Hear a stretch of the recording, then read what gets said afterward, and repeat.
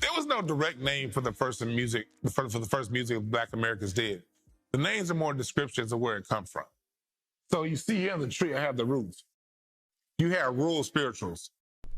You know I love everybody, deep down in my heart, Lord. You know I love everybody, deep down in my heart, Lord. You know I love everybody, deep down in my heart. Amen, amen, amen. Because even during the 1600s and 1700s, you had enslaved Black people, but you also had Black people who weren't enslaved.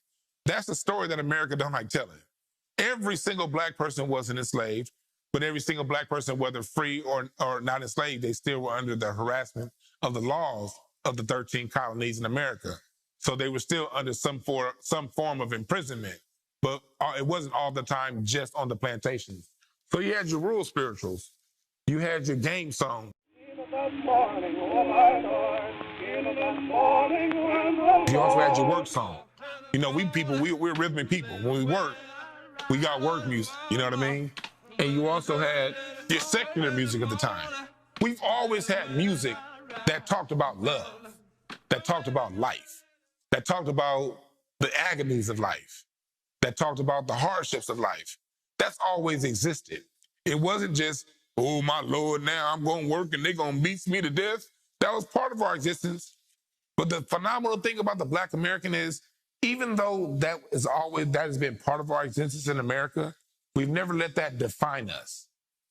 We've still taken those experiences and made some of the best, most beautiful music that you ever heard. So when you talk about that, you have us down there. And then when you get into the syncopated dance music and the arranged choir quartet, you've always had ensembles of Black people coming together. Music has always been a thing for us to unite because we're a very community-oriented people.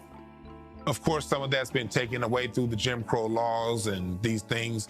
But in spite of that, we've always had this communal aspect to our music, coming together and singing. And that goes back to the 1700s. That goes back to the 1800s. One of the first big-time bands or groups, you can say, was the Fisk Jubilee Singers. They were around in the 1850s while slavery was still going on. And they were getting asked to sing and spread knowledge in the 1860s, 1870s to France, to Germany.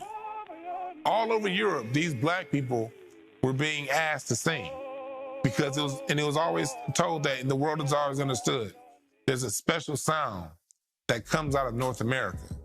So when we talk about our music being a cornerstone of world music, this didn't start with hip hop.